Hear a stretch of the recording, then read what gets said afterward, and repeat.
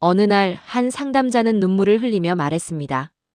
평생 저축하고 투자까지 열심히 했는데 은퇴를 바라보는 지금 내 손에 남은 것은 불안뿐이라고.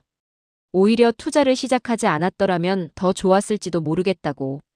그분의 통장을 보니 몇 년 동안 열심히 모은 자산이 짧은 기간에 무너져버린 흔적이 그대로 남아 있었습니다. 그분은 말했습니다. 주변에서 다들 투자로 돈을 벌었다며 시작했고 수익률 좋은 상품을 찾아 갈아타기를 반복했는데 결국 남은 것은 손실과 후회뿐이었다. 무엇보다도 자산이 줄어들기 시작한 그 순간 생활비 때문에 어쩔 수 없이 팔아야 했던 상황이 가장 힘들었다고 말했습니다.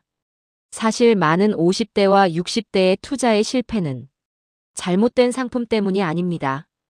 투자를 하려는 마음은 누구나 같습니다. 조금이라도 더 벌어서 노후의 불안을 줄이고 싶고 남들에게 손해보지 않겠다는 마음도 있습니다. 하지만 이 시기의 투자는 젊었을 때와 완전히 달라야 합니다. 왜냐하면 회복할 시간이 너무 짧기 때문입니다. 연구 자료에 따르면 은퇴 직전 자산이 급락하면 회복까지 걸리는 시간이 최소 10년 이상 걸린다고 합니다. 그동안 생활비는 계속 빠져나가고 결국 자산은 눈에 띄게 줄어듭니다. 한번 무너지면 다시 세우기 어렵습니다. 그럼에도 많은 사람들이 여전히 수익률이 높은 상품을 찾아다니고 주변 사람들이 들어갔다고 하면 늦게 뛰어들며 하락하면 두려워서 가장 바닥에서 팔게 됩니다. 결과적으로 오를 때는 못 사고 내릴 때만 팔게 되는 패턴이 반복됩니다. 이제 필요한 것은 더 높은 수익이 아니라 떨어지는 상황을 버틸 준비입니다. 버티는 힘이 있는 사람만이 결국 수익을 지켜냅니다. 여기 실제 사례가 있습니다. 50대 후반의 한 분은 퇴직을 앞두고 자산 절반 이상을 전기차 성장 테마에 투자했습니다. 증권사에서는 고수익이 기대된다고 말했고 주변에서는 모두가 들어갔다고 했습니다. 하지만 시장 변동이 시작되자 평가 금액이 빠르게 줄어들었습니다. 생활비를 마련해야 했기에 결국 손실을 확정하고 팔았습니다. 그분은 말했습니다. 생활비 계좌를 따로 만들었더라면 팔지 않았을 것이다. 결국 하고 싶은 투자가 아니라 해야만 하는 투자를 하게 되었다. 반대로 여유 생활비를 미리 확보해 두었던 사람은 시장의 큰 하락 속에서도 전혀 손을 대지 않았습니다. 그분은 최소 몇 년치 생활비를 안전 자산으로 잡아두었기에 가격이 내려가도 아무런 걱정 없이 버틸 수 있었습니다. 몇 달 뒤 시장이 회복되자 평가 금액은 오히려 상승으로 전환되었습니다. 그분은 말했습니다. 기다릴 수 있었던 힘이 결국 수익을 만든 것이다. 투자는 싸워서 이기는 것이 아니라 버텨서 이기는 것이다. 또 한 분은 매번 타이밍을 맞추려 했습니다. 뉴스를 보고 오를 때 사서 떨어지면 팔고 좋다는 이야기가 들리면 또 갈아탔습니다. 그분은 말했습니다. 결국 남들이 돈 벌 때 나는 뒤늦게 들어가서 손해만 봤다. 나중에는 일정 금액을 정해 날짜를 기준으로 나누어 투자하기 시작했고 그 뒤로는 시장이 흔들려도 불안하지 않았다. 퇴직금을 한 번에 한 종목 ETF에 넣었던 사람의 사례도 있습니다. 처음에는 상승이 나와 기뻤지만 곧 큰 낙폭이 찾아왔습니다. 생활비가 필요해진 순간 가장 바닥에서 팔았고 그분은 말했습니다. 그때 조금만 욕심을 줄였더라면 내 은퇴 계획은 무너지지 않았을 것이다. 이처럼 은퇴 자산의 성패는 어떤 종목을 골랐느냐보다 하락을 버틸 수 있는 구조를 갖추었느냐에 달려 있습니다. 투자의 기술보다 더 강한 것은 심리와 구조입니다. 결국 핵심은 하나입니다. 지키는 사람이 이깁니다.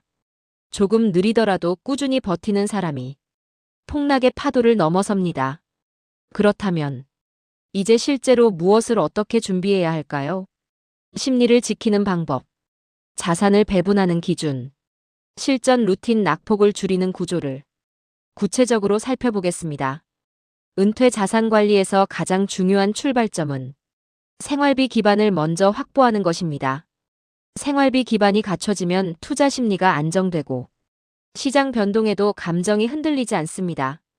실제 사례를 보면 생활비 기반을 확보한 사람과 그렇지 않은 사람의 결과는 완전히 다르게 나타납니다. 생활비가 분리된 사람은 시장 조정이 와도 투자 자산을 전혀 건드리지 않고 기다릴 수 있습니다. 기다림의 힘이 결국 자산을 회복시키고 수익으로 연결됩니다. 다음 단계는 자산 배분 구조입니다. 전문가들은 생활 기반과 성장 투자의 비중을 명확히 나누는 것을 권합니다.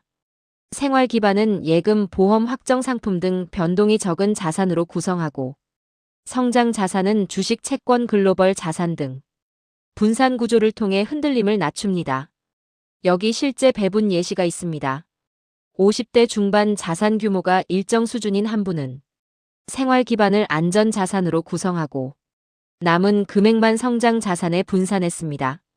분산된 구조는 시장 변동이 커도 전체 자산의 흔들림을 작게 만들어 심리적 안정감을 높였습니다. 심리 컨트롤 루틴의 효과 역시 매우 중요합니다.